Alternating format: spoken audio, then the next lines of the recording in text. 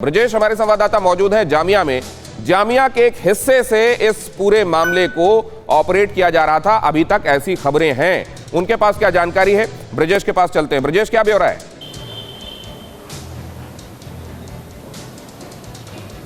देखिए, UP ATS के मुताबिक जोगाबाई एक्सटेंशन जामिया नगर वो इलाका है जहां पर एक दफ्तर बनाया गया था और इसी दफ्तर से पूरी स्ट्रैटेजी बनाई जाती थी। मैं आपको दफ्तर दिखाता हूं, इस्लामिक दवा सेंटर, ये जोगाबाई एक्सटेंशन है।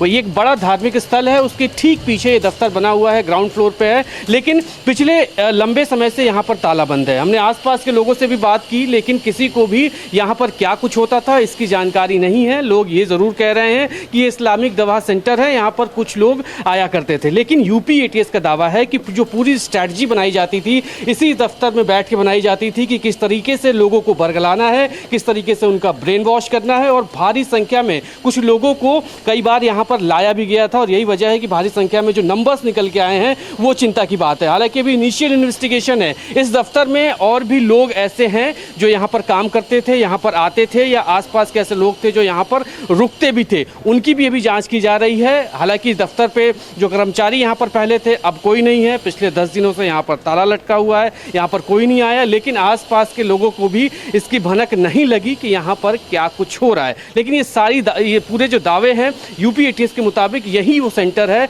मुख्य सेंटर है जहाँ पर इस पूरे घटनाक्रम की साजिश रची गई, पूरा एक खाका बनाया गया और उसके बाद देश भर के अलग अलग इलाकों में उसको इम्प्लीमेंट कराया गया।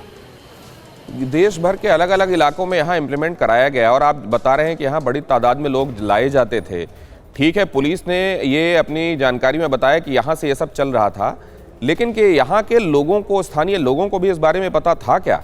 और क्या अगर पता था, मैं आपका वहाँ ऑफ द रिकॉर्ड अगर किसी से बात हुई हो उस बेसिस पे ये जानकारी चाहता हूँ कि क्या वो लोग इस तरह के काम को एंडोर्स करते थे या वहाँ पर भी लोगों को मालूम नहीं था कि चल क्या रहा है यहाँ?